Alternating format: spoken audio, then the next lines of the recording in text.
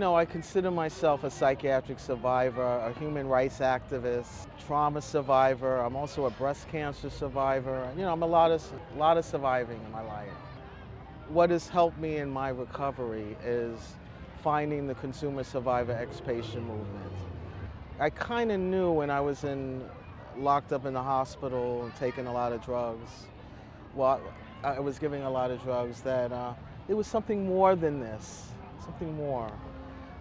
I got to meet some really cool people. I met Judy Chamberlain, I met Howie the Harp, I met At Night, I met all these people. I was just blown away by them, and I said to Judy, I said, who's allowing you to be doing alternatives? And she laughed, because I think people need to understand in mental health, you're not really allowed to do anything. They tell you what it is that they want you to do. And here she's doing what she feels it's good for her and her spirit and her activism.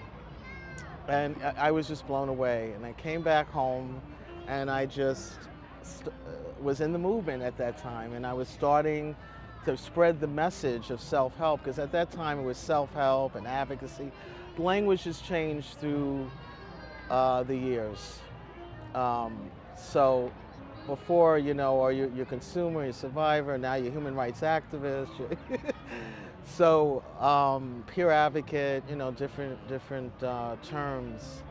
But I really believe that people can recover, and people have a story to tell, and people can support each other by listening to the story. And just listening helps people feel like they're not alone. And I feel when I'm talking to someone in the movement, or a friend, or a family member, and they really are validating me and my experience, it's like I'm on the top of the world. And I think that's what's missing for people, is connection.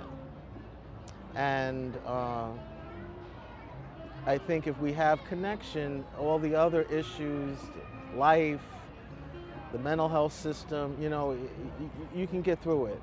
And I think celebrating, some of our leaders from the past and learning from them helps us get through the different stages and the new experiences that we're going to experience in human rights. So to me, we have all these problems with mental health and forced electroshock, all of those things are there. But if you have the people together working on it, fighting for change, social change, then you're not alone.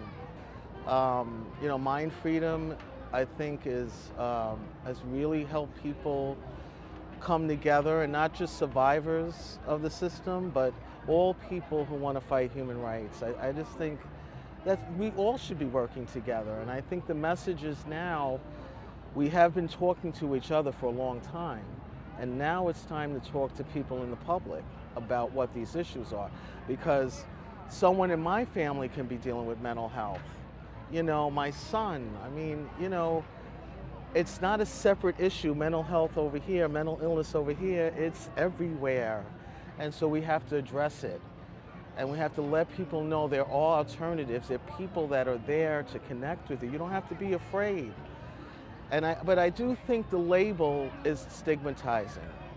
Whatever people want to call themselves, bipolar, schizophrenia, whatever, you're a person first. And I think that's missing, and so I think some of the stigma campaigns have not been that successful. You're not a disease, you're a person. And I struggle with that, with the label. Am I somebody's daughter? Am I somebody's mother? I think that's what's missing, and that's why it's so hard for people to really connect with mental health, So I think that over the years I have taught my family, for one, that you have to support people where they're at, and it's not about drugs. It's about all different kinds of approaches. And I have, for me to stay well, I have done meditation. I'm a Reiki 2 practitioner, and I'm very happy about it, because that's what keeps me together. Now, this is just me. Other people have other ways that they heal. But I need to do that. I need to breathe more, exercise. I choose to not have my mind clouded. I choose to just feel whatever it is. Depression, sadness, loneliness, all those feelings, and cope with it. People struggle with the messages that you never get well. I was told I would never get married, I'd never go to school, I'd never be a mother. And I've gone to college, I have a son, I'm married. So imagine someone telling you that and you internalize that, and then you don't become your best self because someone has said you can't do those things based on a psychiatric disability. You get down on what the public is thinking. I don't think they've caught up to recovery and human rights and mutual support and peer support, trauma-informed, all these things. I don't think that they caught up to that. When they look at someone who's labeled with a mental illness, they said, well, maybe they're violent, maybe they'll act up, or, so they don't see us as people, and they need to. So they have to catch up to us. To be a survivor of psychiatry is you survived the mental health system. You survived forced electroshock. You survived taking drugs or being forced to take drugs. I think mind freedom, you can have a choice, if you want to take psychiatric drugs.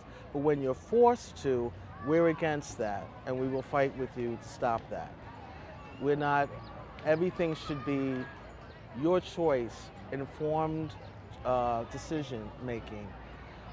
When the system imposes that because you have a diagnosis that you must take drugs, oh, by the way, we feel you need to have electroshock without your consent, that's just wrong. And that's what we've been fighting for a very long time.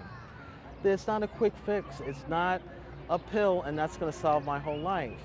When you go into the system and you're stripped of your dignity and your rights, that's traumatic.